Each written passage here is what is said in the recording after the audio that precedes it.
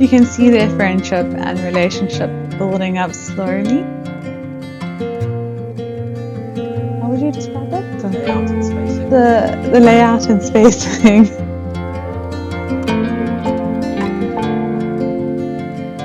Hey guys! So, as a self-proclaimed avid romantasy reader, I have not read The Serpent and the Wings of Night. I know, like every romantasy reader has read this, but me. So I am so excited to finally pick this one up.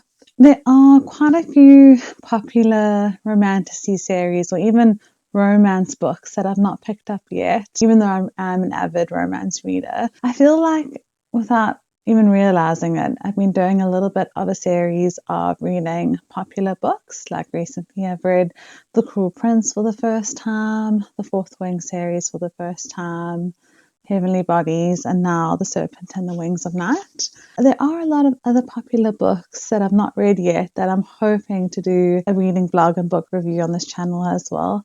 So popular books that I've not read yet. I've not read The Zodiac Academy. I've not finished the Caraval series, Once Upon a Broken Heart. So not read the Shatter Me series, the Bridge Kingdom series, Quicksilver, Spark of the Everflame, Phantasma, and the Silver Elite. So quite a few others that I've not read yet. So hopefully on this channel I'll end up doing reading vlogs on those books or give book reviews or my thoughts on those books. But today I am going to pick up The Serpent and the Wings of Night. I'm so excited to read this. I've not read a Carissa Broadbent book. This is an adult romantasy book. And I've actually not read her Daughter of No World series either. So this is set in a world where there are vampires and humans. Our FMC, a female main character, is a human, and she's been adopted by the vampire king. And her only chance to become more than prey in this world of vampires, her only chance for survival is to enter the Kajari trials. This is a legendary trial where there are a set of trials that is being held by the goddess of death. In order to do well, because she's basically a human in these vampire trials, she needs to ally with someone. So she ends up allying with Rain, I think his name is, who is a vampire, and he apparently is a rival to her father.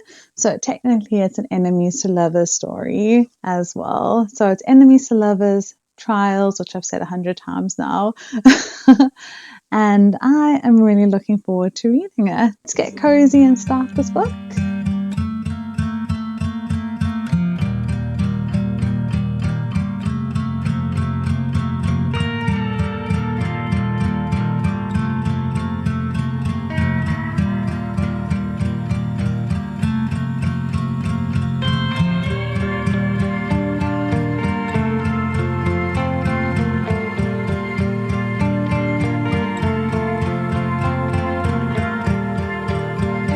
I am a couple of chapters in now and I'm really enjoying it so far. I feel like it's really gripping.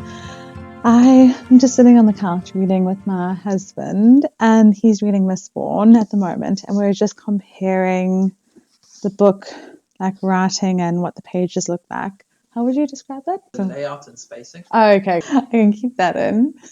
the layout and spacing. The Serpent and the Wings of Night. The layout and the spacing is so nice. But then when you have a look at his book at Mistborn, and this is the reason why I've not picked it up yet. Look at the spacing and the layout. That's so intimidating.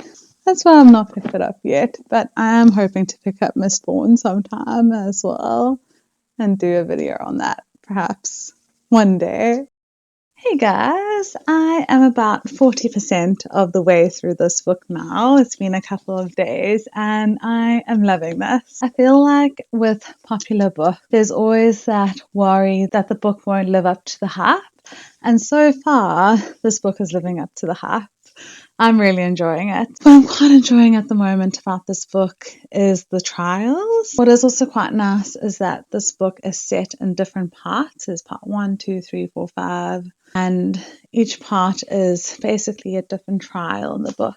What I am liking about this at the moment is that our main female character, main male character, there's no insta love. It's a little bit of a slow burn. They're not absolutely obsessed with each other from the beginning. You can see their friendship and relationship building up slowly, which is quite nice to see. I really like our main male character at the moment. He's quite humorous and seems like a good character. Our main female character, at the moment, her character, she is quite guarded. So I feel like I'm not really getting much of her personality because she is quite a guarded character, obviously because she's a human in this vampire world. So I'm hoping as I get through the rest of this book, her character and her personality comes out a little bit more. In this world, our vampires are definitely traditional vampires. So they can't go out in the sun. Obviously, they consume blood. They've got wings. They're caught up in bloodlust for humans. And yeah, the chapters are quite long. However, I feel that I am getting through them quite quickly. They are quite easy to read. The reason why I hadn't picked it up yet was because I was worried that it would be overhyped, but actually it's really good. It makes me want to also pick up the author's other book series, Daughter of No Worlds. What I'll do is I'll read some more and then give you guys an update on my thoughts and feelings on the book.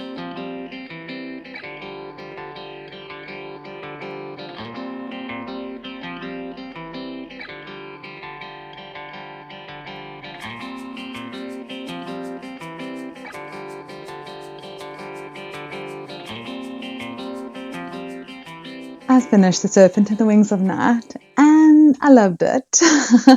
I can see why there is such a hype surrounding this book. It really is so good. I feel like the trials in this book, okay, I've said the word trials like 100 times already in this video, but I feel like the trials in this book were so... Oh, just my cat scratching at the door. Hang on. You love the camera, hey? The trials in this book were so well done. The intensity and the way the trials were described and what happened in the trials was really well done. That was probably my favorite part of this book. I really enjoyed our main male character, and there is a friend that's really, really funny. I really, really enjoy her character.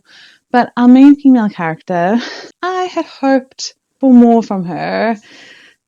Yeah, I just felt like her personality wasn't really shining in this book. I'm hoping that in the second book it'll shine a bit better. In this book, she's just going through a lot, so she is really guarded.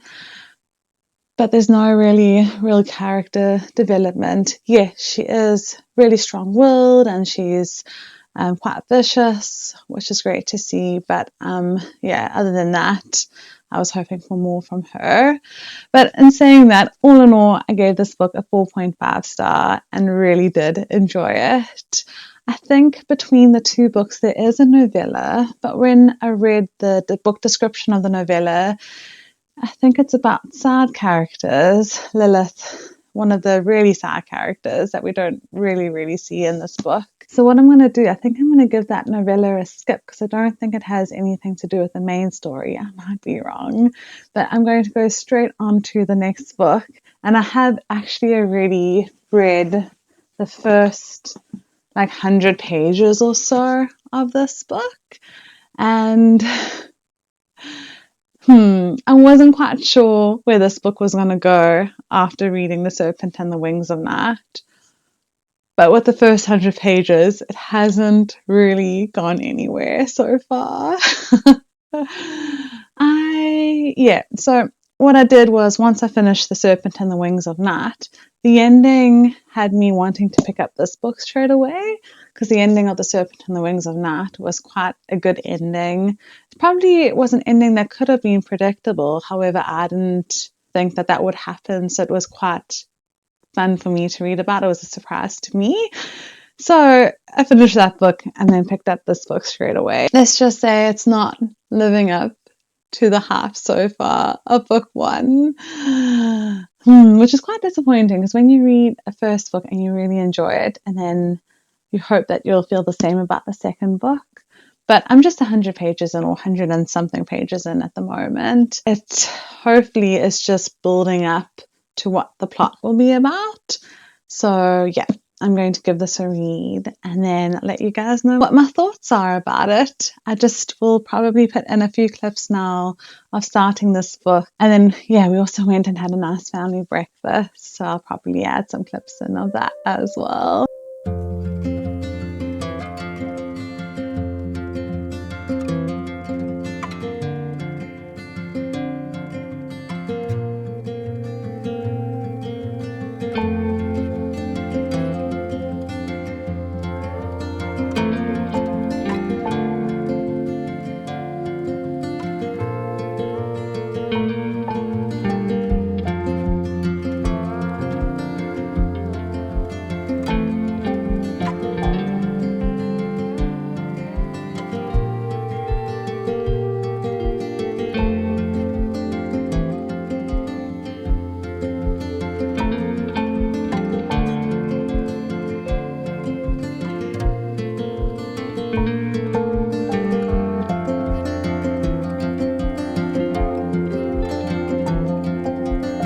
So I finished. I can't even remember the name of the book. Let's try that again. So I finished The Ashes and the Star-Cursed King. And it did not live up to the half of book one. I'm so sorry if you guys enjoyed this book, but I did not. Really surprised. I don't think this has happened to me for quite a while, where I've absolutely loved book one and have just not liked book two. Book one, 4.5, solid 4.5 star for me. Book two, I thought about giving it a 3-star, but even that feels like too much. 2.75 star, I'll probably end up giving it because it just did not live up to the hype of book one. Oh yes, you might notice I've got 2 different covers of book one and book two. Book one I had bought a while back because I wanted to read it, and then book two I got for my birthday, so that's why I've got 2 different covers. Yeah, usually I like to have, the same matching covers on my bookshelf, but honestly, it doesn't bother me too much having 2 separate covers. But yeah, back to this book.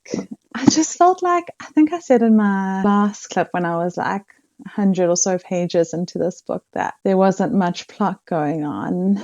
And yeah, there wasn't too much plot with the entire book, I felt like, which might be a harsh criticism because I know some people absolutely adore this book. The main female character, her personality did not shine through this book as well, and it really bothered me that she didn't have much more character development, or her character just didn't shine out in this book. She really was quite one-dimensional, which wasn't fun for me. The main male character, I liked him a bit more than her, but still he wasn't an incredible main male character. If you loved the characters in the first book, you might have enjoyed this book more, but because I enjoyed book one for the plot and the trials and not so much the characters, book two I didn't quite enjoy as much, if that makes sense. I don't want to go into what the plot line was or the book description was for this book, because I feel like you need to read book one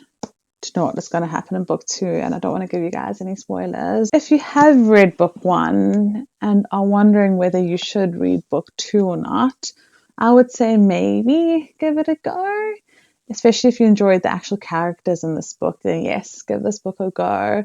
But if you enjoy the plot line of this book and not the characters, then maybe I wouldn't rush to pick this book up, if that makes sense. I think what I still might do is read novellas of these books. I just am interested to see what happened in those novellas, because I've heard that, Six Scorched Roses, and what's the other one called? The Vampire Conqueror or something like that. I've heard that the novellas are really, really good. I'll probably end up picking them up sometime. I don't know if it'll be this month or the next couple of months. I'll have to see how I'm feeling. So yeah, 4.5, 2.75. Not often that I do that, give one book such a good rating and the other book a meh rating. I hope you guys have had a wonderful reading month so far. If you enjoyed this video and want to subscribe to see any more of my videos, that would be really great. I hope you guys have a good rest of your day. Thanks for watching.